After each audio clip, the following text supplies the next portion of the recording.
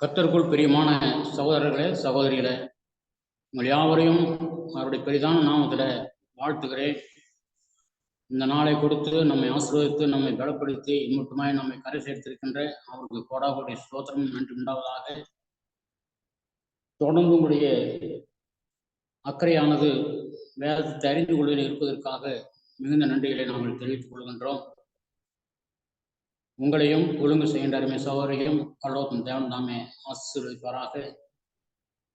2 கொரிந்தியர் புத்தகம் 8ஆம் அதிகாரத்துல கடந்த வாரம் நாம் 6வது வசனம் வரைக்குமாக பார்த்தோம்.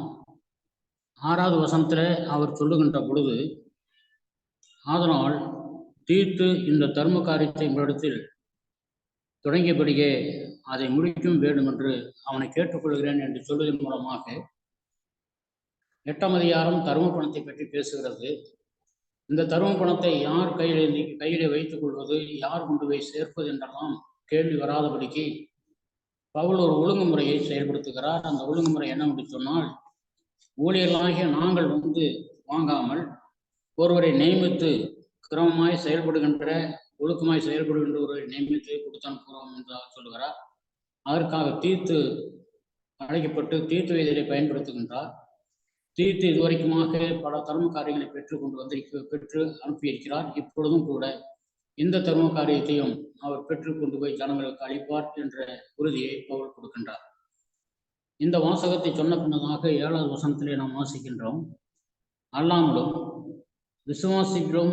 விசுவாசத்திலும் போதிப்பதிலும் அறிவிலும் எல்லாவது ஜாக்கிரதையிலும் எங்கள் மேலுள்ள உங்கள் அன்பிலும் மற்ற எல்லா காரியங்களிலும் நீங்கள் பெருகியிருக்கிறது போல இந்த தர்ம காரியத்திலும் பெருக வேண்டும் என்பதாக வேண்டுகோள் விடுக்கின்றார்.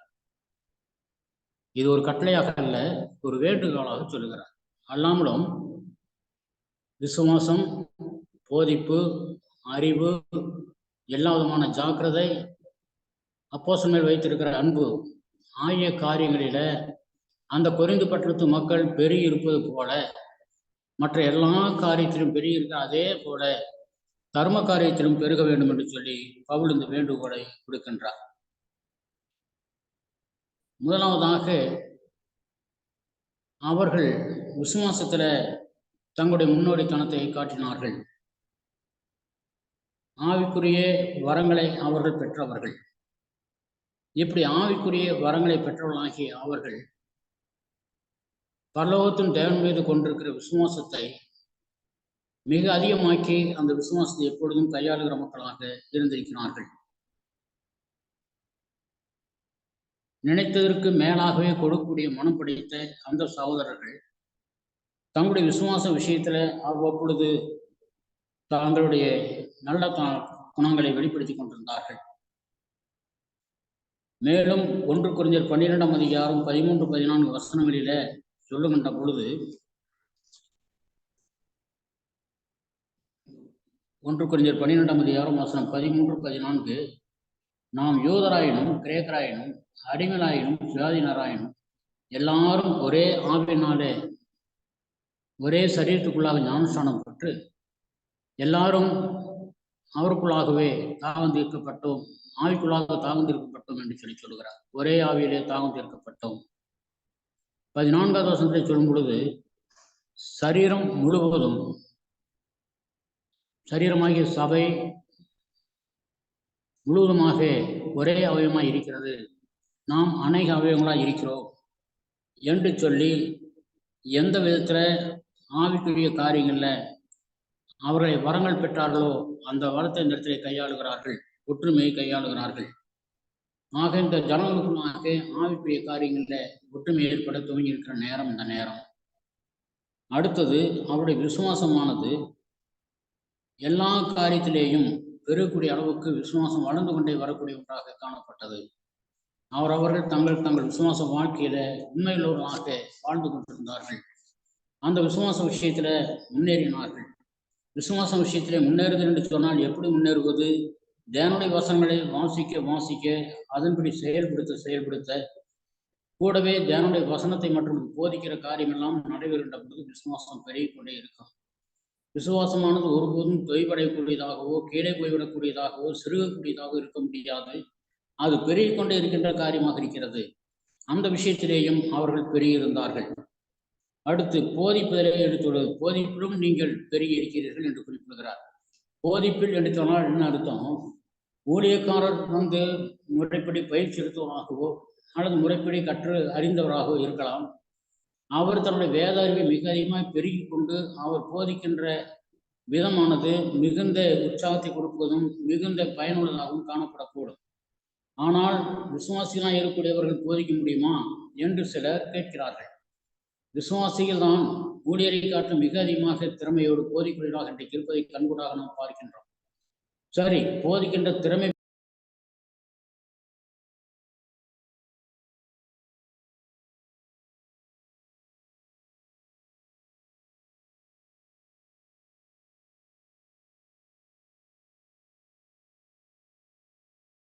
கற்றுக்கொண்ட காரியத்தை சொல்லுவதிலே எந்த விதமான தவறும் இல்லை.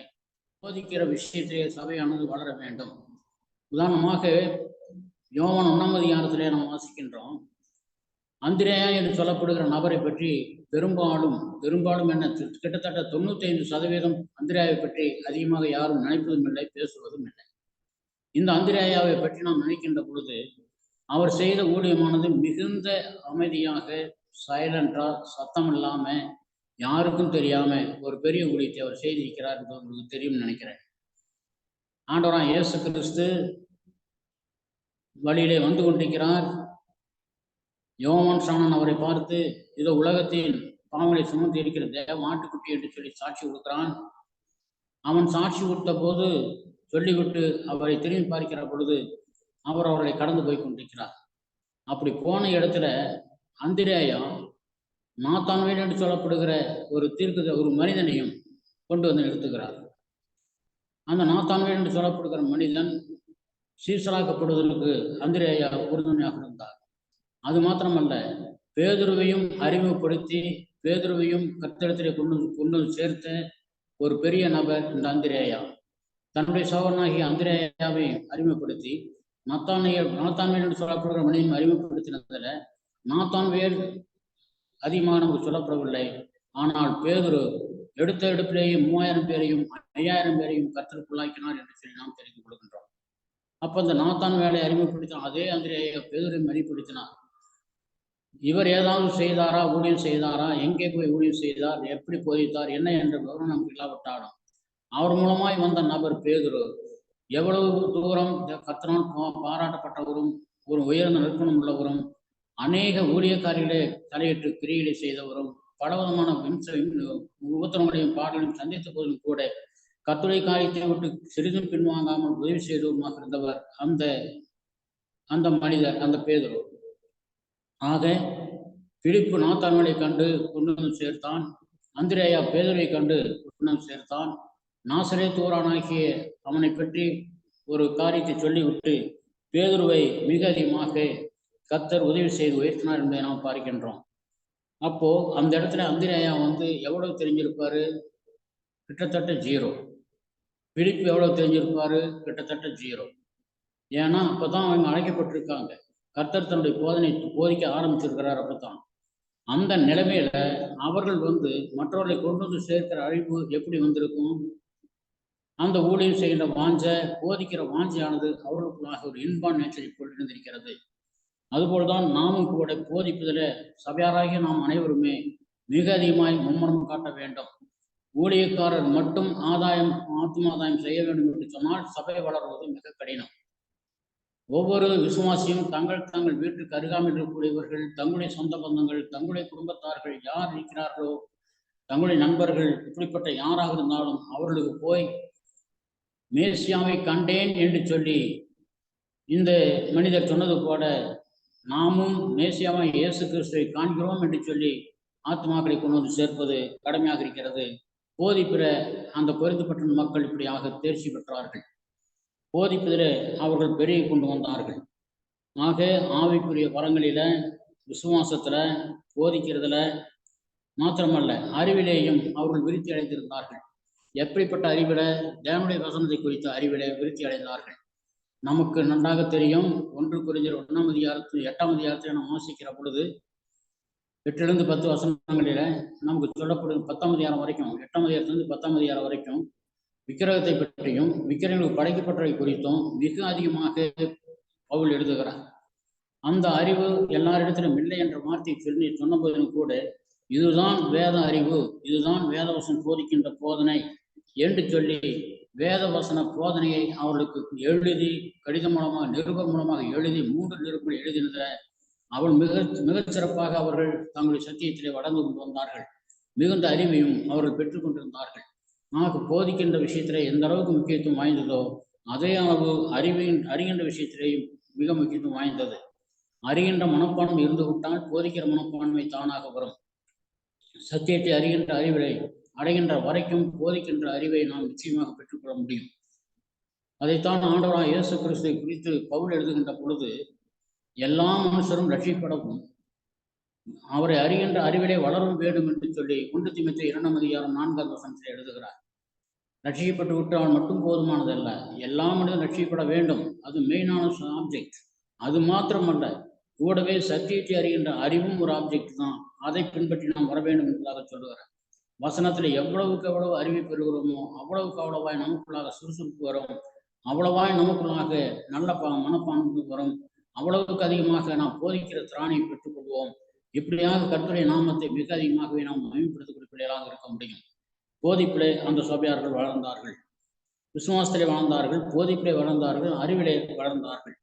மேலுமாக சொல்லும் பொழுது எல்லா விதமான ஜாக்கிரதையிலும் அவர்கள் வளர்ந்தார்கள். நாம் ஜாக்கிரதையாக இருக்க வேண்டும் என்று சொல்லி வேத வசனம் ஏராளமான இடங்களிலே பேசுகிறது. ஜாக்கிரதையை பின்பற்றி நாம் வர வேண்டும். நம்முடைய வாழ்க்கையிலே ஜாக்கிரதை இல்லாமல் இருப்போமே ஆனால் பலதரப்பட்டதான குழப்பங்களுக்கும் பிரச்சனைகளுக்கும் நம்மை உட்படுத்தக்கூடிய சூழ்நிலையானது நம்மை சுற்றி கொண்டே இருக்கிறது. எந்த நேரம் வந்து நமக்குள்ளாக உட்காரும் என்று நாம் சொல்ல முடியாது. இந்த விளையாட்டிலே ஒன்றை பார்த்திருப்பீர்கள்.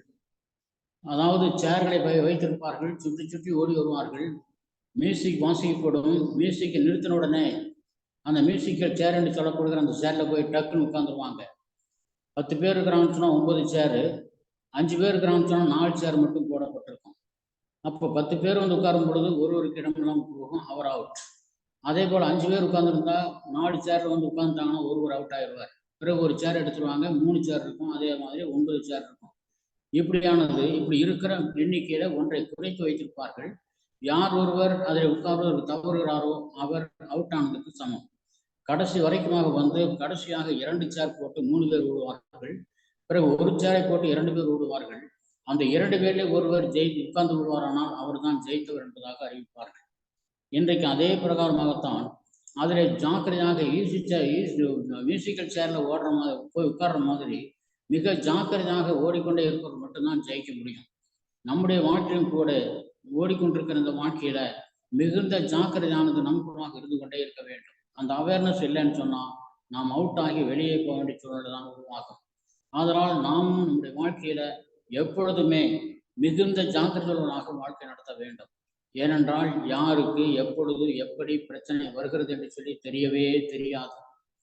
அது மனைவியாக இருக்கலாம், கணவனாக இருக்கலாம், பிள்ளைகளாக இருக்கலாம், பெற்றோராக இருக்கலாம், சகோதரனாக இருக்கலாம், சகோதரியாக இருக்கலாம், சுற்றத்தார்களாக இருக்கலாம், முற்றத்தார்களாக இருக்கலாம், நம்முடைய சொந்த பந்தங்களாக இருக்கலாம். நம்முடைய மனதை முறியடிக்கத்தக்க வகையில் அவர்கள் பேசி நம்மை வேதனைப்படுத்தலாம். மாத்திரமல்ல, வேலை செய்கிற இடத்துல எப்படியாவது ஒரு பிரச்சனை வந்து நம்ம தலைமையில் உட்காரக்கூடும். இப்படியெல்லாம் வந்து உட்காருகின்ற பொழுது நம்மால் எதுவுமே செய்ய முடியாத சூழ்நிலைக்கு தள்ளப்பட்டு விசுவாசத்தை விட்டே போகின்ற ஒரு சூழ்நிலையானது உருவாவதற்கு வாய்ப்புகள் உண்டு. மிகுந்த ஜாக்கிரதையாக நாம் இருக்க வேண்டும். உங்களை குறித்தும் தேவன் உங்களை தலைவர்களாக உங்களை மூப்பர்களாக நியமித்த சபையை குறித்தும் எச்சரிக்கையாக இருங்கள் என்பதாக பவுல் எபேசுப்பட்ட மூப்பர்களுக்கு போதித்ததை நாம் கேள்விப்படுகிறோம் அப்போஸ்தலர் 20ஆம் அதிகாரத்துல. அதனால் மூப்பர்களாகி அவர்கள் எபேசுப்பட்டினத்தில் வந்த மூப்பர்களாகி அவர்கள் தங்களை குறித்து எச்சரிக்கையாக இருக்க வேண்டும். தங்களை மேய்ப்பொருளாய் தேவன் நியமித்த அந்த சபை முழுவதையும் குறித்து எச்சரிக்கையாக இருக்க வேண்டும் என்று சொல்லி எச்சரிக்கப்பட்டார்கள். அதனால் நமக்கு சொல்லுகின்ற பொழுது இந்த காலகட்டத்தை நமக்கு சொல்லும் பொழுது நாம் வந்து எப்படி பார்க்கிறேன் என்று சொன்னால் நம்மை குறித்தும், அதாவது இப்பொழுது சத்தியத்தை கேட்டுக்கொண்டிருக்கிற நம்மிலே ஒவ்வொருவரும் நம்மை குறித்தும் தேவன் நாம் கொடுத்திருக்கிற பொறுப்பாகிய இந்த விசுவாசம், போதிப்பு போன்ற அநேக காரியங்களை செயல்படுத்த வேண்டிய கடமைகளை பெற்றிருக்கிற மக்களாகிய நாம் நம்முடைய குடும்பத்தை குறித்தும் நாம் மிகவும் எச்சரிக்கையாக இருக்க வேண்டும். ஏன் குடும்பத்தை கெடுப்பதற்காக அநேக காரியம் நம்மை சுற்றி உலாவுவது போல நம்முடைய விசுவாசத்தை கெடுப்பதற்கும் அநேக சக்திகள் உலாவிக் கொண்டிருக்கிறது. அதிலே குறிப்பாக கள்ள போதகமானது இன்றைக்கு எப்படி ஊடுருவுவது என்று தெரியாத அளவுக்கு ஊடுருவி கொண்டிருக்கிறது. மிகப்பெரிய வல்லுநராய் கருதப்பட்ட நபர்கள் எல்லாம் இன்றைக்கு விழுந்து போய்விட்டார்கள். மிகப்பெரிய வேதறிவு பெற்ற நபர்கள் எல்லாம் வேதறிவு இல்லாத மூடனவாக போய்கொண்டிருக்கிறார்கள். அப்படிப்பட்ட சூழ்நிலையில இன்றைக்கு கிறிஸ்துவ சபைக்குள்ளாகவே 6-7 போதனைகள் தப்பான முறையிலே போதிக்கப்பட்டு வருகிறது. கிறிஸ்துவுக்குரிய மரியாதை, கிறிஸ்துவுக்குரிய ஸ்தோத்திரம் சொல்லுதல் போன்ற காரியங்கள்லாம் இருக்கக்கூடாது என்று போதிக்கிற கூட்டம் இருக்கிறார்கள். பழைய ஏற்பாட்டை சுத்தமாக தொட்டே பார்க்கக்கூடாது, திரும்பியே பார்க்கக்கூடாது என்று சொல்கிற நபர்கள் எழுப்பியிருக்கிறார்கள். பெற்றோர்கள் நீதிமன்றங்களாக இருந்தால் பிள்ளைகள் ஞானஸ்நானம் பெற வேண்டிய அவசியம் இல்லை ரட்சிக்கப்படுவதற்கு.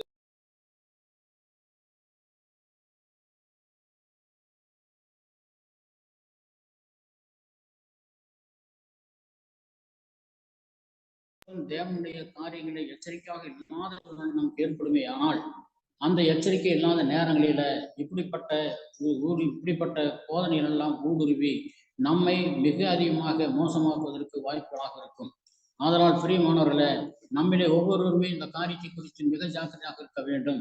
எப்பொழுதும் ஜாக்கிரதையாக இருக்க வேண்டும். கள்ள உபதேசங்களே நுழையாதபடி, யாராவது வந்து நம்முடைய விசுவாசத்தை குறைத்து விடாதபடி, விசுவாசத்திலிருந்து வழிபோவதற்குரிய காரியங்களை சொல்லக்கூடியவர்கள் நமக்கு குழப்பி விடாதபடி நாம் மிகுந்த ஜாக்கிரதையாக இருக்க வேண்டும். கொரிந்து பட்டணத்து மக்கள் எதிரே ஜாக்கிரதைப்பட ஆரம்பித்து விட்டார்கள். அடுத்ததாக 6வது காரியமாக ஊழியர்கள் மேல் உள்ள அன்பு மிக அதிகமாக அந்த ஜனங்களுக்குள்ளாக இருந்தது. ஏனென்று சொன்னால், தீர்த்துவை அவர்கள் ஏற்றுக்கொண்ட விதமும், பவுலை அவர்கள் ஏற்றுக்கொண்ட விதமும், பவுலுடைய போதனை எல்லாவற்றையும் கேட்டு கண்டிஷன் பண்ணி அவர் போயிட்ட போதனை தெரிந்து கொண்ட போதும் கூட கொஞ்சமும் அவர்கள் தங்களுடைய அன்பில குறைவில்லாமல் நடந்து கொண்டார்கள். எங்கள் மேல் உள்ள உங்கள் அன்பிலும் என்று சொல்கின்ற வார்த்தையானது ஊழியர்களாகிய அப்போஸ்தலன் பவுலும் மற்ற ஊழியர்கள் மீது கொண்டிருக்கிற அன்பு கடுகளவும் அவர்களுக்கு குறையவில்லை என்பதை நாம் தெரிந்து கொள்கின்றோம். கூடவே இப்படிப்பட்ட இந்த 6 காரியங்களை சொல்லி 7வது காரியமாக இதை சொல்லுகிறார். இந்த தர்ம காரியத்திலும் இவையெல்லாம் நீங்கள் தேறி இருப்பது போல இந்த தர்ம காரியத்திலும் நீங்கள் தேர்ந்தவர்களாக இருக்க வேண்டும் என்று சொல்லி அவர் உருப்பட்டு பேசுகிறார். பெருக வேண்டும். ஆக எப்படி நீங்கள் ஆவிக்குரிய காரியங்களை பெருகினீர்களோ, எப்படி விசுவாசத்திலே பெருகினீர்களோ, எப்படி போதிப்பதிலே பெருகினீர்களோ, எப்படி அறிவிலே பெருகினீர்களோ, எப்படி ஜாக்கிரதையிலே பெருகினீர்களோ, எப்படி ஊழியர்கள் எல்லாம் நேசிக்கக்கூடிய அன்பை பெற்ற மக்களாக அன்பிலே பெருகிக் கொண்டிருக்கிறீர்களோ, அதே போல இந்த தர்ம காரியத்திலும் பெற வேண்டும் என்று சொல்லுகிறார். இப்போ ஒரு நிமிஷம் நம்ம யோசனை பண்ணி பார்ப்போம். இந்த மற்ற எல்லாம் 6 காரியங்களும் நல்லா பெருகிட்டாங்க. எல்லா வகையிலும் ரொம்ப சிறப்பா இருக்காங்க. இந்த 7வது காரியத்துல மாத்திரம் சரியாக செயல்படல, பெருகல, கொஞ்சம் கொஞ்சமா சிறுத்து கொண்டே போயிருதுன்னு சொன்னால் இந்த 6 காரியங்களுமே ஒரே அடியாக அடித்து தூள் கலப்பப்படும், தூக்கி எறியப்படும். ஏன்னா இவைகளோடு கூட சேர்க்க வேண்டிய காரியம் நம்முடைய தர்ம காரியத்திலும் பெருக வேண்டியது கட்டாயமான ஒரு விஷயமாக காணப்படுகிறது. எல்லாவற்றையும் நீங்கள் பெருகி கொண்டு தர்ம காரியத்தில் பெருகாமல் போனால் அது நிச்சயமாக ஏற்புடையதாகவோ ஆசீர்வாதமாகவும் இருக்காது. அதனால் தர்மம் செய்கின்ற காரியத்தில் நாம் பெருக வேண்டும் என்று சொல்லுகிறார். இந்த தர்ம காரியத்தில் பெருக வேண்டும் என்று சொல்லும் பொழுது இந்த தர்ம காரியத்திற்கு பவுல் பயன்படுத்தியிருக்கிற தர்ம காரியம் என்ற வார்த்தை ஆங்கிலத்திலே மொழியாக்கம் பண்ணினவர்கள் கிருபை என்று மொழியாக்கம் பண்ணியிருக்கிறார்கள். கிருபை என்று அவர்கள் மொழியாக்கம் பண்ணியிருக்கிறதன் மூலமாக ஏன் தர்ம காரியம் இப்படியாக அழைக்கப்படுகிறது, ஏன் கிருபை என்று அழைக்கப்படுகிறது? இதற்கு காரணங்கள் இல்லாமல் இல்லை. தர்ம காரியமானது கிருபை என்று அழைக்கப்படுவதற்கு நிச்சயமாகவே காரணம் உண்டு. ஆங்கிலத்திலே கிருபை என்று சொல்லி மொழியாக்கம் பண்ணியிருக்கிறார்கள். தமிழிலே அப்படி நமக்கு காணப்படவில்லை. இருந்த போதிலும் மூலப்பாசிலிருந்து நாம் பார்க்கின்ற பொழுது கிரேஸ் என்று சொல்லப்படுகிற தர்ம கிருபையானது அங்கே சொல்லப்படுகிறது. அந்த கிருபையை நாம் பற்றி கொள்ளக்கூடிய மக்களாக இருக்க வேண்டும் என்று சொன்னால், பரலோகத்தின் தேவன் நமக்கு இலவசமாக தன்னுடைய கிருபையை கொடுக்கிறார். அந்த இலவசமாக கொடுக்கின்ற கிருபைக்கு நம்மை பாத்திரவான்களாக நாம் மாற்றிக்கொண்டு வாங்குவதல்ல, அவர் இறக்கப்பட்டு நம் மீது காட்டுகின்ற கிருபை அது. அதே போல நாமும் இறக்க குணமுள்ளவர்களாக இருக்க வேண்டும் என்ற கான்செப்டை உள்ளடக்கினதாக இந்த கிருபை என்ற வார்த்தையானது இருக்கிறது. இப்பொழுது சில வசனங்களை நாம் பார்க்கின்றோம். மத்தேயு சுவிசேஷம் 25ஆம் அதிகாரம் வசனங்கள் 31 45 வரைக்கும். அப்போஸ்தலர் நடபடிகள் மத்தேயு சுவிசேஷம் 25ஆம் அதிகாரம் வசனங்கள் 31 45 வரைக்குமாக நாம் வாசிக்கின்ற பொழுது அதனுடைய உட்கருத்தை மட்டுமே உங்களோடு நான் பகிர்ந்து கொள்கிறேன் நேரத்தை முன்னிட்டு. அந்த உட்கருத்தில் என்ன சொல்லப்படுகிறது? வசனம் 31 பரலோகத்தின் கர்த்தர் தன்னுடைய நியாயத்தீர்ப்பு நாளில அவர் நியாயத்தீர்ப்புக்காய் தமது 2வது வருகையிலே வருகின்ற பொழுது அவர் தம்முடைய சிங்காசனத்தில் உட்கார்ந்து இருபக்கம் இருக்கக்கூடிய ஜனங்களை நியாயந்தீர்க்க போகிறார். அப்படி நியாயந்திருக்கிற அந்த நாளில செம்மறியாடுகளாகவும் வெள்ளாடுகளாகவும் எப்படி ஒரு மேய்ப்பன் பிரிக்கிறானோ அதை போல பரலோகத்தின் ஆண்டவர் ஜனங்களை பிரிப்பார். அப்போ வெள்ளாடுகளாக இருக்கக்கூடியவர்களும் சாதாரண ஆடுகளாக இருக்கக்கூடியவருமாகிய செம்மறியாடுகளாக இருக்கக்கூடிய மக்கள் அவருடைய குணாதிசயத்தை பொறுத்து இந்த வார்த்தையை பயன்படுத்தி அவருக்கு ஒப்பிடப்படுகிறது.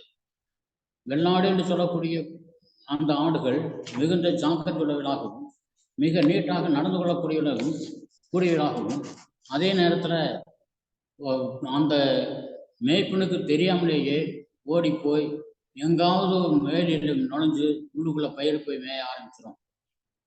அது அடங்காப்படாது என்று சொல்வார்கள். மேய்ப்பனுடைய கட்டுக்குள் அடங்கி இருக்காது அந்த ஆடுகள். மாத்திரமல்ல, அந்த ஆடுகள் பின்னாடி இருந்து மேய்ப்பன் விரட்டிட்டு போகணும், தடியை வச்சு விரட்டிட்டு போகணும், இந்த பக்கம் அந்த பக்கம் போகாதபடி வெள்ளாடுகளை பாதுகாக்கணும். ஆனால் அந்த செம்மறியாடு இருக்க குனிஞ்ச தலை நிமிராம அப்படியே போயிட்டே இருக்கும். போய்கொண்டிருக்கும் பொழுது இருக்கிற பிள்ளை மட்டுமே மேயும். அதிலே குறிப்பாக மேய்ப்பன் அதை விரட்ட வேண்டிய அவசியம் இருக்காது, தன்னுடைய கோடை பயன்படுத்த வேண்டிய அவசியம் இருக்காது. அவன் கையிலே கோடை வைத்து கொண்டிருந்தாலும் ஆபத்து வரும்போது மட்டுமே பாதுகாப்புடனாக இருப்பான். அந்த செம்மறியாடுகளை அவன் முன்னாடி நடந்து போக இந்த செம்மறியாடுகள் பின்னாடியே பேசாம போயிட்டே இருக்கும். இந்த பக்கம் அந்த பக்கம் கொஞ்சம் கூட சாயாது. இப்படி செம்மறியாடுகளுடைய குணாதிசயத்தையும் வெள்ளாடுகளுடைய குணாதிசயத்தையும் ஒப்பிட்டு மனுஷர்களை பிரிக்கின்றார். அடங்காப்படாய்த்தனமாக கீழ்ப்படியக்கூடிய மனம் இல்லாதவர்களாக கீழ்ப்படிவை போல பாசாங்கம் செய்யக்கூடியவர்களாக இருக்கிற மக்களை பார்க்கும் பொழுது அவர்கள் வெளிநாட்டு கடாக்களைப் போல வெள்ளாடுகளைப் போல இருக்கக்கூடிய மக்களாக இருக்கிறார்கள். ஆனால் எவ்வளவு சத்தியத்தை சொன்னாலும் அமைதியாய் சாந்தமாய் கேட்டு அந்த சத்தியத்தின்படியாக யாருக்கும் வெளியே தெரியாமல் மிக அருமையாய் நடந்து கொண்டிருக்கக்கூடிய கீழ்ப்படியில் உள்ள பிள்ளைகள் செம்மறியாடுகள் பக்கமாக காணப்படுகிறார்கள். அவர்கள் வலது பக்கமாக நிறுத்தப்பட்டவர்கள், வெளிநாடுகளோ இடதுபுறமாக நிறுத்தப்பட்ட மக்கள் கூட்டம். இப்படி 2 பாகமாக பிரித்து விட்டு வலது பக்கம் இருக்கக்கூடிய செம்மறியாடுகளைப் போல் காணப்படுகிற மக்களிடத்தில் சொல்லுகின்றார், பிதாவினால் ஆசீர்வதிக்கப்பட்டவர்களை உலகம் உண்டானது முதற்கொண்டு உங்களுக்காய் ஆயத்தம் பண்ணப்பட்ட இந்த ராஜ்யத்தில் பிரவேசியுங்கள் என்பதாக சொல்லுகிறார். என்ன காரணம்? அவருக்கு பின்னதாக சொல்லுகிறார், நான் பசியாக இருந்தேன், எனக்கு போஜனம் கொடுத்தீங்க, நான் தாகமாக இருந்தேன், எனக்கு தாகம் தீர்த்தீங்க, பானம் கொடுத்தீங்க, அந்நியனாக இருந்தேன், என்னை விசாரித்தீர்கள், உங்களிடத்தில் சேர்த்து கொண்டேன், விசாரித்தீர்கள், நான் வியாதிப்பட்டிருந்தேன், என்னை வந்து பார்த்தீங்க, காவல் இருந்தேன், என்னை வந்து பார்த்து விசாரணை பண்ணீங்க.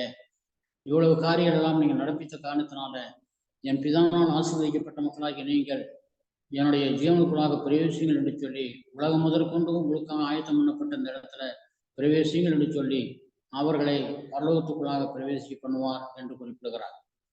பிறகு இடதுபக்கம் இருக்கிற ஆடுகளை பார்த்து வெள்ளாடுகளை பார்த்து சொல்லுவார், நான் பசியாக இருந்தேன், எனக்கு போஜனம் கொடுக்கல, நான் தாகமாக இருந்தேன், எனக்கு பானம் கொடுக்கல, நான் வியாதிப்பட்டிருந்தேன், என்னை வந்து பார்க்கல, நான் காவலில் வைக்கப்பட்டிருந்தேன், என்னை வந்து விசாரிக்கல, நான் அந்நியனா இருந்தேன், உங்களுடைய வீடுகள் என்னை சேர்க்கல என்றெல்லாம் சொல்லிவிட்டு உலகம் முதற்கொண்டு ஆயத்தம் பண்ணப்பட்ட அந்த பரலோகத்துக்குள்ளாக அந்த மக்களை போக சொன்னதை போல இந்த இடத்துல போக சொல்லவில்லை. மாறாக பிசாசானவனுக்கும் அவனுடைய தூதருக்கும் ஆயத்தம் பண்ணப்பட்ட இந்த நரகத்துக்குள்ள நித்திய அக்கினிக்குள்ளாக போங்கள் என்று சொல்லி அவர்களை நரகத்துக்குள்ளாக அனுப்புவார். இந்த வேரியேஷனை பாருங்க. 31வது வசனத்துல உங்களுக்காகவும், யாருக்கு கர்த்தருக்கென்று பிரியமாய் நடந்து கீழ்ப்படியுள்ள மக்களாய் வாழ்கிறவர்களுக்காகவும் மாத்திரமல்ல, உலகத்தில் இருக்கிற எல்லா ரட்சிக்கப்பட்ட மக்களுக்காகவும் உலகத்தின் ஆரம்பம் எப்போ உலகம் ஆரம்பிச்சதோ அந்த நாளிலேயே ஆயத்தம் பண்ணிட்டாராம். அப்பொழுதிலிருந்து ஆயத்தம் பண்ணப்பட்ட இந்த ஜீவனுக்குள்ளாக பிரவேசிங்கள், இந்த ராஜ்யத்துக்குள்ளாக பிரவேசிங்கள் என்பதாக சொல்லுகிறார். அப்போ ராஜ்யமானது மனுஷருக்கு நியமிக்கப்பட்ட ஒன்று. உலகத் தோட்டத்தின் முதற்கொண்டு அதை ஆயத்தப்படுத்தி வைத்து கீழ்ப்பிடியவர்களுக்காக தேவன் வைத்துக் கொண்டிருக்கிறார். ஆனால் 41வது வசனத்தில் வாசிக்கும் பொழுது என்ன சொல்லுகிறார்? இதோ பிசாசானவனுக்கும் அவனுடைய தூதனுக்கும் அவருக்கு ஆயத்தப்படுத்தப்பட்ட இந்த அக்கினிக்குள்ளாக, நித்திய அக்கினிக்குள்ளாக போங்க என்பதாக மனுஷரை பார்த்து சொல்லுகிறார். அப்ப யாருக்கு நிச்சயமாக நரகமானது நியமிக்கப்பட்டது, யாருக்காக உலகத் தோற்றம் முதல் நரகமானது இருந்து கொண்டிருக்கிறது என்பதை நாம் வாசிக்கிற பொழுது அது மனுஷனுக்கு நியமிக்கப்பட்ட காரியங்கள் அல்ல. பரலோகத்தின் தேவன் அதை யாரெல்லாம் தேவனுக்கு பிரியமில்லாத கீழ்ப்படியாத மக்களாய் போய் கொண்டிருக்கிறார்களோ அவர்களை அங்கே தள்ள வேண்டும் என்பதனுடைய ஆசையும் அல்ல. பிசாசுக்கு நியமிக்கப்பட்ட அந்த இடத்துல, அவனுடைய தூதர்களுக்காக நியமிக்கப்பட்ட அந்த இடத்துல நீங்களும் போங்கள் என்று சொல்லி கீழ்ப்படியாத மக்களை அனுப்புவார் என்பதாக நமக்கு சொல்லப்படுகிறது.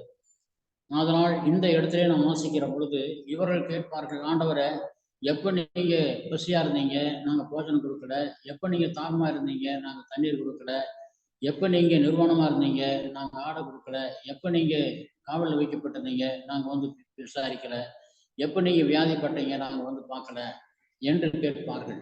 அப்பொழுதுதான் இவர்கள் நன்மை செய்த மனிதர்கள் செய்த அந்த காரியத்தை இவர்கள் செய்யலைங்கிறது குறை சொன்னதனால் அவர்கள் கேட்கும் பொழுது, நன்மை செய்தவர்கள் சிறியவராகி எனக்கே நீங்கள் என்ன செய்தீர்களோ அதை, சிறியவராகி அவர்களுக்கு நீங்கள் என்ன செய்தீர்களோ அதை எனக்கே நீங்கள் செய்தீர்கள் என்பதாக தம்மை சுட்டிக்காட்டி பேசுகிறார்.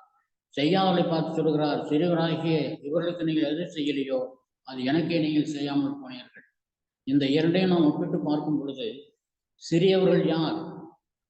தேவனுடைய ராஜ்யத்தில வறுமையிலும் ஏழ்மையிலும் சிறுமியிலும் கஷ்டப்பட்டு கொண்டிருக்கிற மக்கள் கூட்டம், அவர்கள் பசியாக இருக்கும் பொழுது போஜனம் கொடுக்காமலும், தாகமாக இருக்கும் பொழுது தண்ணீர் கொடுக்காமலும், வியாதியிலே போய் விசாரிக்காமலும், சிறையில் இருக்கும் பொழுது போய் பார்த்து பேசாமலும், ஆடையின்றி அவர் நிர்வாணமாக இருக்கின்ற நேரங்களில் அவருக்கு ஆடை ஆபரணங்களை கொடுத்து பராமரிப்பதிலும் யாரெல்லாம் ஈடுபட்டார்களோ அவர்கள் அந்த சிறிய மக்களாகிய ஏழ்மை மக்களாகிய அவர்களுக்கு செய்கிற காரியம்தான் ஆண்டவராய் இயேசு கிறிஸ்துவே செய்த காரியமாக தம்மை ஒப்பிட்டு பேசுகிறார். இதையெல்லாம் செய்யாதவர்கள் ஆண்டவராய் கிறிஸ்துக்கே அந்த ஊழியத்தை செய்யவில்லை என்பதை போல கிறிஸ்து பேசுகிறார். சுருக்கமாக சொன்னால், யாரெல்லாம் எளிமையான வாழ்க்கை வாழ்ந்து கொண்டிருக்கிறாரோ அவருக்கு நாம் இறங்குகிற பொழுது, அவர்களுக்கு நாம் அக்கறை காட்டும் பொழுது, தருமங்களை செய்கின்ற பொழுது அதை நாம் அவருக்காக செய்வதல்ல, அவர்களுக்காக செய்வதல்ல, பரலோகம் தேவனை மகிமைப்படுத்தும்படியாகவும் நாம் செய்யக்கூடியதாக இருக்கிறது.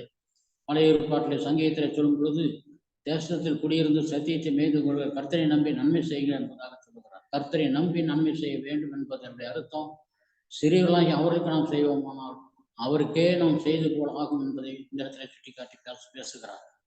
மேலுமாக இப்படி இறக்கப்பட்டு தயவு பண்ணி மக்களை ஆதரிக்கிறது மூலமாக இந்த தர்ம காரியமானது கிருபை என்று அழைக்கப்பட்டது. மேலுமாக நாம் வாசிக்கின்றோம், சங்கீதம் 41ஆம் அதிகாரம் 1வது வசனத்திலே நாம் வாசிக்கின்ற பொழுது, சிறுமைப்பட்டவர்கள் மேல் சிந்தை உள்ளவர்கள் பாக்கியவான்கள் என்று சொல்கிறார். சிறுமைப்பட்டவர்கள் மேல் சிந்தை உள்ளவர்கள் பாக்கியவான்கள். யார் சிறுமைப்பட்டவர்கள்? வாழ்க்கையிலே துன்புறுத்தப்பட்டு வேதனைப்பட்டு பல வகையிலேயும் எந்த விதமான சந்தோஷத்தை அனுபவிக்க முடியாமல் போய் கொண்டிருக்கிற மக்கள் கூட்டங்கள் யாரோ அப்படிப்பட்ட மக்கள் கூட்டத்தை பார்த்து இந்த இடத்துல சொல்கிறார், சிறுமைப்பட்டவர்கள் மேல். இப்படி யாரெல்லாம் சிறுமைப்பட்டு வேதனைப்பட்டு கொண்டிருக்கிறார்களோ அவர்கள் மேல் தங்களுடைய சிந்தையை வைத்து அவர்களுக்காக பராமரிப்பு செய்கிறார்களோ அவர்கள் பாக்கியவான்களாக இருக்கிறார்கள். தீங்கு நாளில் கர்த்தர் அவர்களை விடுவிப்பார் என்று சொல்லுகிறார். சிறுமைப்பட்டவர்கள் மேல் சிந்தை வைத்து நாம் உதவிகளை செய்வோமானால் தீங்கு நாள் வருகின்ற நாட்களில நமக்கு அவர் உதவி செய்து நம்மை விடுவிப்பார் என்ற கருத்தானது நாம் அனுபவித்த ஒரு கருத்தாக இருக்கிறது. நான் ஒன்றும் மிகப்பெரிய தர்மவான் அல்ல, நான் மிகப்பெரிய உதவிகளை செய்துவிட்டேன் என்று சொல்வதற்கில்லை. ஆனாலும் என்னால் இயன்ற வரைக்கும் ஒரு 26 பிள்ளைகளை நான் வளர்த்து ஆளாக்கி அவளை படிக்க வைத்து வேலையை அனுப்பியிருக்கிறேன். இது இன்றைக்கும் அந்த பிள்ளைகளை பார்க்கும் பொழுது மனமுருகி கண்கலங்குகிறார்கள். அந்த அளவுக்கு என்னுடைய சிறு வயதில், என்னுடைய 18 வயசிலேயே சிறுமைப்பட்டவர்கள் மேல் சிந்தை வைக்க ஆரம்பித்த இந்த ஊழியமானது ஒரு பக்கம் நடந்து கொண்டே இருக்கிறது. அது வெளியில தெரியாது, நான் யாருக்கும் சொல்வதும் இல்லை. இந்த இடத்துல சொல்ல வேண்டிய கட்டாயத்தினாலே நான் சொல்லுகிறேன். அந்த சிறுமைப்பட்டவர்கள் மேல் சிந்தை வைத்த காரணத்தினால்தான் எத்தனை பிரச்சனைகள் மேல் வந்தாலும் அவ்வளவு காரியங்களும் கர்த்தர் நின்று என்னை விடுவித்துக் கொண்டிருக்கிறார், விடுதலையாக்கி கொண்டிருக்கிறார். நான் பெரிய நீதிமான் என்பதற்காக அல்ல, அல்லது நான் நல்ல காரியங்களை செய்கிறேன் என்பதற்காக அல்ல, அவருடைய வாக்குத்தத்தம் மாறாமல் இருக்கக்கூடிய காரியத்தை வெளிப்படுத்தும்படியாக நானே தவறு செய்தாலும் பாவம் செய்தாலும் கூட என்னை மன்னித்து ஏற்றுக்கொள்கின்ற என்னுடைய பரலோகத்தின் தேவன், என்னுடைய பிதாவானவர் சிறுமைப்பட்டவர்கள் சிந்தை வைக்கிற காரணத்தினால்தான் எனவோ தெரியவில்லை, அவர் அநேக நேரங்களில கழுத்து இப்படி அளவுக்கு பிரச்சனை வந்த நேரங்களில் கூட தற்கொலை எண்ணம் முதற்கொண்டு சாத்தானால் கொடுக்கப்பட்டு நான் நினைத்து பார்க்கிற நிலைமை ஏற்பட்டது. அந்த நேரத்தில் கூட என்னை விடாமல் விடுவித்து என்னை பாதுகாத்திருக்கிறார். சிறுமைப்பட்டவர் மேல் சிந்தை உள்ளவர்கள் பாக்கியவான்கள். தீங்கு நாட்கள் வருகின்ற நாட்களில அவர் முன்பாக நின்று அவரை விடுதலையாக்குவார் என்ற வாக்கு தத்துவத்தை கர்த்தர் செய்திருக்கிறார். மாறாமலும் இருந்து கொண்டிருக்கிறார். ஆதலால் இந்த சிறுமைப்பட்டவர்களுக்கு நாம் காட்டுகின்ற பரிவு ஒரு கிருபை என்பதாக சொல்லப்படுகிறது. இந்த இடத்தில் இந்த தர்ம பணமானது அனுப்புகிறார் என்று சொன்னால் அந்த தர்ம பணமானது சிறுமைப்பட்டவர்களை மனதிலே வைத்து அனுப்புகிறார்கள். மூன்றாவதாக தர்ம காரியமானது கிருபை என்று அழைக்கப்படுவதற்கு மற்றொரு காரணத்தை நாம் வாசிக்கின்றோம். ஏழைக்கு இறங்குகிறவன் கர்த்தருக்கு கடன் கொடுக்கிறான் என்று சொல்லுகிறார். ஏழைக்கு இறங்குகிறவன் கர்த்தருக்கு கடன் கொடுக்கிறான். சங்கீதம் 19 அதிகாரம் வசனம் 17 நாம் வாசிக்கின்ற பொழுது இந்த வார்த்தையை அவர் சொல்லுகிறார். ஏழைக்கு இறங்குகிறவன் கர்த்தருக்கு கடன் கொடுக்கிறான். அவன் ஏழை என்று தெரியும், சாப்பாட்டு வழி இல்லாமல் கஷ்டப்படுகிறான் என்று தெரியும், அவன் சிறுமைப்பட்டு கொண்டு போகிறான் என்று தெரியும், அவனை எந்த வயதிலாயிலும் சிறந்த மனிதனாய் கொண்டு வர வேண்டும் என்ற ஒரு எண்ணம், எந்த மேலோகியம் வர வேண்டும் என்ற எண்ணத்தோடு நாம் செயல்படுவோமானால் கர்த்தருடைய காரியங்களை நம்பி யாரெல்லாம் உதவி செய்கிறார்களோ அவர்கள் கர்த்தருக்கே கடன் கொடுக்கக்கூடியவர்களாக இருக்கிறார்கள் என்று குறிப்பிட்டு காட்டுகிறார். மேலும் சங்கீதம் 41 நாம் பார்த்தோம். சங்கீதம் 19:17 நாம் வாசிக்கின்றோம். 17 அவர் சொல்லுகிற 17 வேறொரு வசனம் ஏதோ ஒன்று எனக்கு சரியா ஞாபகம் இல்லாமல் எழுதிட்டு சொல்லிட்டு போறேன். ஏழையின் மேல் ஏழைகளுக்கு இறங்குறவன் கர்த்தருக்கு கடன் கொடுக்கிறான். சங்கீதம் 12 அதிகாரம் 5வது வசனத்தை பார்ப்போம். சங்கீதம் 12:5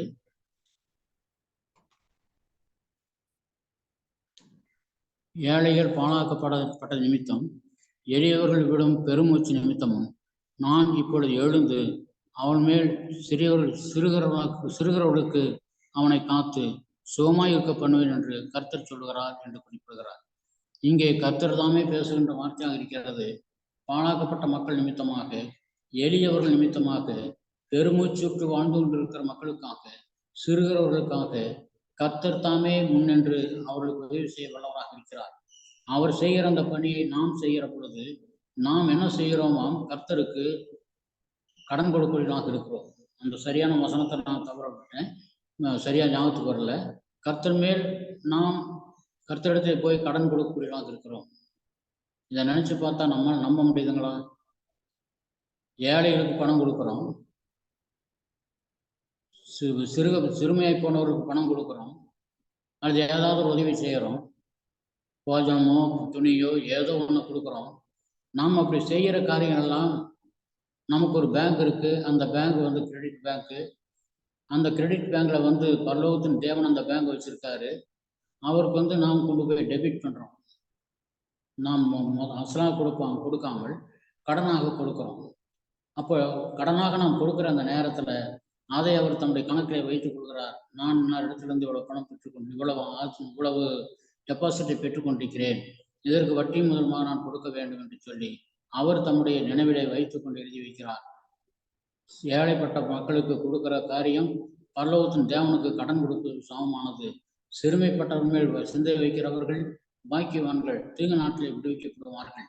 அதனால் இந்த வாக்குத்தத்தோடு கூடிய இந்த ஆசீர்வாதமான தர்ம காரியத்தை செய்யும் பொழுது பரலோகத்தின் தேவன் நம்மை ஆசீர்வதிக்க வல்லவராக இருக்கிறார் என்பதை புரிந்து கொண்டிருக்கிறோம்.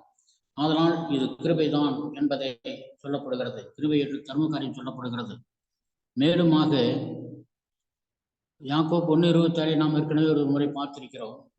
திக்கற்ற பிள்ளைகளும் விதவைகளும் படுகிற உபத்திரவத்திலே அவர்களை விசாரிக்கிறதும் உலகத்தாரால் தன்னை கரைபடாதபடி காத்துக் கொள்கிறதுமே மாசில்லாத சுத்தமான பக்தியாயிருக்கிறது என்று சொல்லுகிறார்.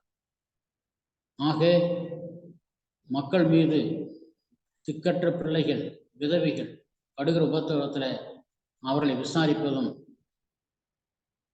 உலகத்தாரால் தன்னை கரைபடாதபடி பாதுகாத்துக் கொள்ளக்கூடியவர்களுமே மாசில்லாத சுத்தமான பக்தியுடையவர்களாய் காணப்படுகிறார்கள்.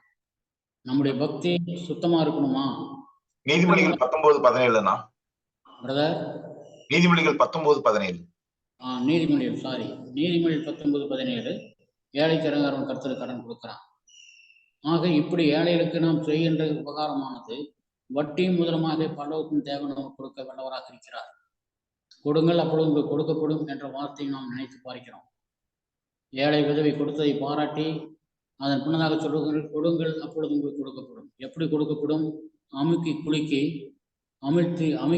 உங்கள் மடியிலே போடுவார்கள் என்பதாக சொல்லுகிறார். அதனால நாம் எந்த அளவுக்கு செய்கிறோமோ அந்த அளவுக்கு பல மடங்கு கொடுக்க வல்லவராக இருக்கிறவர் பரலோகத்தின் தேவன். நாம் ஏழைகளுக்கு இறங்கி செய்கின்ற காரியம், வட்டி முதலமாய் நாம் பெற்றுக்கொள்கின்ற ஒரு காரியம், அதை யார் மேல் நம்பிக்கை வைத்து செய்ய வேண்டும்? பரலோகத்தின் தேவன் மேல் நம்பிக்கை வைத்து செய்ய வேண்டும். அமுக்கி குலுக்கி நாம் கொடுக்கின்ற பொழுது நம்முடைய மடியில அதை கொண்டு வந்து கொட்டுவார்கள். நீங்கள் எந்த அளவினால் வளர்க்கிறீர்களோ அதே அளவினால் உங்களுக்கு நடக்கப்படும் என்று சொல்லுகிறார். நாம் காணிக்கை போடுவதிலே கஞ்சத்தனம் பண்ணுவோமானால், தர்மம் செய்கின்ற காரியத்திலே கஞ்சத்தனம் பண்ணுவோமானால், அந்த அளவுதான் நம்முடைய அளவு என்று சொல்லும் பொழுது நமக்கும் அந்த அளவுதான் நம்மத்திலே காணப்படும். ஏன்னா மன்னாவை பொறுத்த வரைக்கும் ஒரு விஷயத்தை நாம் கற்றுக்கொள்கின்றோம். கொஞ்சமாக சேர்த்தவனுக்கு குறைவாகவும் இல்லை, அதிகமாக சேர்த்தவனுக்கு மிச்சமாகவும் இல்லை. நம்முடைய வயிற்றுக்கு தகுந்த போஜனமான தினசரி அவனுக்கு கிடைத்து கொண்டு வந்தது. அப்ப நாமும் கொடுக்கிற அளவை சரியான முறையை கவனித்துக் கொடுப்போமானால் எந்த விஷயத்திலும் நாம் சோர்ந்து விட மாட்டோம், விட மாட்டார். நமக்கு திருப்பி செய்யக்கூடிய வல்லவராக அவர் காணப்படுகிறார். அதனால் எல்லா வகையிலேயும் விசுவாசத்திலும் போதிப்பிலும் அறிவிலும் எல்லா வித ஜாக்கிரதையிலும் ஊழியர் மேல் காட்டுகின்ற அன்பிலும் பெருகி இருக்கிறது போல இந்த தர்ம காரியத்திலும் பெருக வேண்டும் என்று சொல்லி அவர்களுக்கு தேவன் கட்டளையிடுகிறார் பவுல் மூலமாக. அடுத்ததாக 8வது வசனத்திற்கு நாம் கடந்து வருகிறோம். இந்த 8வது வசனத்திலே நாம் பார்க்கின்ற பொழுது பவுல் மேலுமாக இந்த ஜனங்களுக்கு வலியுறுத்துகின்ற ஒரு விஷயத்தை வாசிக்கின்றோம். 2 கொரிந்தியர் 8ஆம் அதிகாரம் 8வது வசனம்.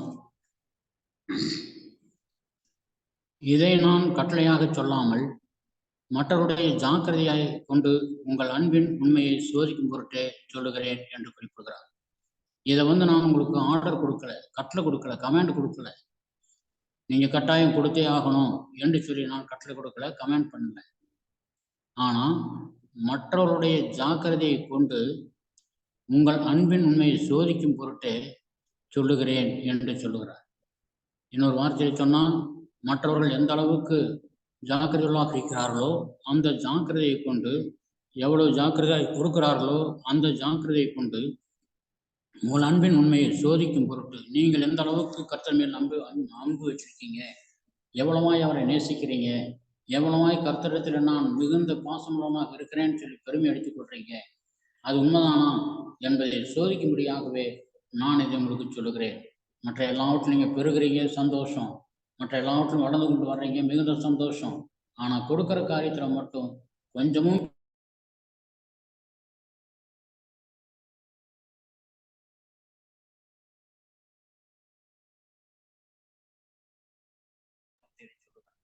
ஆக நம்மை சோதிக்கும்படியாக கர்த்தர் பவுல் மூலமாக நமக்கு சொல்லுகின்ற வார்த்தையை கட்டாயமாக அவர் சொல்லவில்லை. மாறாக ஒவ்வொருடைய உண்மையையும் சோதிக்கும்படியாக அதை சொல்லக்கூடியவராக இருக்கின்றார். மேலும் இதற்கு அடிப்படை காரணம் என்னவென்று சொன்னால், 9ஆம் அதிகாரம் 2 கொரிந்தியர் 9வது அதிகாரம் 7வது வசனத்தில் சொல்லுகிற பொழுது, பின்னும் நான் சொல்லுகிறது என்னவென்றால், சிறுக விதைக்கிறவன் சிறுக அறுப்பான், பெருக விதைக்கிறவன் பெருக அறுப்பான். அவனவன் கட்டாயமாயுமல்ல, விசனமாயுமல்ல, கட்டாயமாயுமல்ல, தன் மனதில் நியமித்தபடியே கொடுக்க கடவன். உற்சாகமாய் கொடுக்கும் இடத்தில் தேவன் பிரியமாய் இருக்கிறார். இந்த 6வது வசனத்துல சிறுக விதைக்கிறவன் சிறுக அறுப்பான். அது இயற்கையை நமக்கு போதிக்கிறது இல்லையா? நெல் விதைக்கிறோம் அல்லது ஏதோ ஒரு தானியத்தை விதைக்கிறோம், அவைகளுக்கு இடைவெளி கொடுக்கவும், இந்த இடைவெளியில அவைகள் வளரும் என்று சொல்லி நாம் ஆசைப்பட்டாலும், ஒரு ஏக்கருக்கு இத்தனை கிலோ நெல் அல்லது இத்தனை கிலோ மற்ற விதைகள் விதைக்க வேண்டும் என்று இருக்கும்போது அவ்வளோ பணம் கொடுத்து நாம் விதைக்கணுமா? ஒரு ஏக்கருக்கு உதாரணமாக நெல் வாங்குற பொழுது ஒரு கிலோ 150 ரூபா 200 ரூபாய்க்கு விற்கணும்னு நினைக்கிறேன். அப்போ 200 ரூபா போட்டு 1 கிலோன்னு சொல்லும் பொழுது ஒரு ஏக்கருக்கு 10 கிலோ போடும்பொழுது 2000 ரூபா வந்துடுது. அடே அப்பா, 2000 ரூபாய்க்கு நெல் வாங்கி விதைக்கணுமா? சரி, ஏதோ ஒரு 1000 ரூபா 1200 வர்ற வாக்கில் ஒரு 3 கிலோ 4 கிலோ விதைக்குவோம். 10 கிலோ விதைச்சா தான் நல்லதுன்னு சொல்லி சொல்கிறாங்க. நான் வெறும் ஒரு 4 கிலோ விதைச்சு பார்ப்போம், அது பெருகினாலே போதும் அப்படின்னு நினச்சிட்டு நம்ம விதைச்சோம்னா, நம்முடைய பக்கத்து தோட்டத்தில் இருக்கக்கூடியவன் சரியான விகிதத்தில் விதைச்சிருக்கான். அவன் எடுக்கிற அந்த மூடையுடைய அளவு, அதனுடைய வருமானத்தினுடைய அபரிதமான வருமானம் இவனுடைய காட்டில் இருக்காது. ஏன்னா கொஞ்சமாக விதைச்சான், அவன் அறுக்கின்ற பொழுது கொஞ்சமாக தான் எடுத்துக்கொள்வான். பக்கத்து நிலத்தில் இருக்கக்கூடியவன் சொல்லியிருக்கிற சட்டத்தின்படி விதைக்கிறான், அதை நல்ல விளைச்சலோடு கூட பெற்றுக்கொள்ளக்கூடியவனாக இருக்கிறான். நம்முடைய வாழ்க்கையிலும் கூட கொடுக்கிற விஷயத்துல கஞ்சத்தனமும் பிசுனாரித்தனமாய் கொடுப்போமானால் நாம் நிச்சயமாக அதற்கேற்ற பலனை திரும்ப பெறுகிற பொழுது கொஞ்சமாகத்தான் பெறுவோம். இந்த காரியத்தை மனதிலே வைத்து கொண்டு நீங்க விசனமா கொடுக்காதீங்க. என்ன பண்றது, கொடுக்க வேணுமே, கொடுக்கணுமே, இது வேற கொடுத்தாகணுமா என்று நினைத்து கொண்டு நாம் கொடுப்போமானால் அது விசனமாக கொடுக்கின்ற ஒரு காரியம். கட்டாயமாகவும் அல்ல. பவுல் கட்டாயப்படுத்தினாரானால் அது கட்டாயப்படுத்தி கொடுக்க வைக்கிறதுல எந்த ஒரு பிரயோஜனத்தையும் கொடுக்காது. சப்போஸ் ஒரு வீட்டுக்கு போறீங்க, அங்கே விருந்து சாப்பிட சொல்றாங்க, உட்கார்ந்து நீங்க சாப்பிட்றீங்க. சாப்பிட்ற அந்த விருந்தை நாம் அவருடைய முகத்தை பார்க்கும் பொழுது கடுகடுன்னு இருக்கு, வந்து உட்காந்துட்டானே என்ன பண்ணி துடைக்கிறது என்று சொல்லிட்டு அவர் கடுகடுன்னு முகத்தை வச்சு போட்டாலே சாப்பிட்றதுக்கு நமக்கு மனசு வராது. ஆனா அவரிடத்துல இன்னும் கொஞ்சம் சாப்பாடு கொடுங்கன்னு கேட்கும்போது சாப்பாடு இல்லை, தீர்ந்துருச்சுன்னு சொன்னாங்கன்னா, இல்லை நீங்கள் கொடுங்க, எனக்கு பசியாக இருக்குது, நீங்கள் கொடுத்து என்ன பிரயோஜனம், போட்டால் நிம்மதியாக போடுங்க, திருப்தியாக போடுங்க என்று வற்புறுத்தி கேட்டால் அந்த அம்மையார் தான் சாப்பிட வச்சிருந்த சாப்பாட்டை கொண்டு வந்து கோபத்தோடு எரிச்சலோடு கூட்டிட்டு போகிறாங்க. நீங்கள் அந்த முகத்தை பார்த்தும் கடுகடுன்னு பேசுகின்ற அந்த பேச்சுகள் தெரிஞ்சிருந்தோம் நீங்கள் அந்த உணவை சாப்பிடலானால் உங்களுக்கு எப்படி இருக்கும்? ஏதோ வயிறு நிறைஞ்சிருச்சு, அவங்க என்னத்தையும் பேசிட்டு போட்டுன்னு போவீங்களா? இந்த மாதிரி அந்த அம்மா பேசிட்டாங்களே, நான் அவ்வளோ மானங்கிட்ட போனேன், அவ்வளோ நான் சிறுமைப்படுத்திக்கிட்டு போனேன்னா ஏன் இந்த அம்மா இப்படி என்ன பேசணும் என்று சொல்லுகிற நினைவோடு போவோமா? நிச்சயமாக நல்மன சாட்சியுள்ள யாருமே இப்படி அந்த அம்மா கடுகடுன்னு பேசுகிற அளவுக்கு நாம் ஆயிட்டுமே என்று சொல்லுகிற வேதனையான நமக்குள்ளாக இருக்கும். உண்மையாகவே ஒரு மானஸ்தனாய் வாழக்கூடிய ஒருவர் அந்த வீட்டுக்குள்ளாக நுழையும் பொழுது அந்த அம்மா நடந்து கொள்கின்ற முகத்தை கடுகடுன்னு வச்சு செய்யக்கூடிய காரியத்தை பார்க்கும் பொழுதே சாப்பிடாமையே கிளம்பி வந்திருக்க வேண்டிய ஒரு நிர்பந்தத்தை நாம் புரிந்து கொள்கின்றோம். நல்மன சாட்சி இல்லாதவர்கள் என்ன பேசினாலும் சரி, என்ன நம்மை திட்டினாலும் சரி, நமக்கு வேண்டியது கிடைச்சா போதுங்கிற எண்ணத்தோடு உட்காரவங்க தான் மானம் கெட்டு பேச சாப்பிடுவோம். இப்போ பல்லவத்தின் தேவன் அப்படிப்பட்டவர் அல்ல, மானம் கெட்டவர் அல்ல. அவருக்கென்று ஒரு பிரிஸ்டேஜ் உண்டு, அவருக்கென்று ஒரு மகிமை மகத்துவம் உண்டு. அவருக்கு நாம் கொடுக்கிற பணமானது அல்லது ஏதோ ஒரு காணிக்கையானது நாம் உற்சாகமாய் கொடுக்காம கஞ்சத்தனமாகவோ பிசினித்தனமாகவோ கொடுக்கணுமேங்கிற கட்டாயத்தினாலவோ நாம் செய்வோமானால் நிச்சயமாக நாமும் அதிகமாய் திருப்பி பெற முடியாது, அவரும் அதிலே சந்தோஷப்படவும் மாட்டார். அதனால் இந்த வார்த்தையை சொல்லிவிட்டு அவனவன் விசனமாயும் அல்ல கட்டாயமாயும் அல்ல, மனதில் நியமித்தபடியே கொடுக்கடவன் உற்சாகமாய் கொடுக்கிற கர்த்தர் பிரியமாய் இருக்கிறார். நான் சில்லறை வாங்கி தான் போடுறேங்க, ஏதோ போனா போதுன்னு 2 ரூபா மாசம் வாரம் 2 ரூபா போடுறேன், 3 ரூபா போடுறேன்.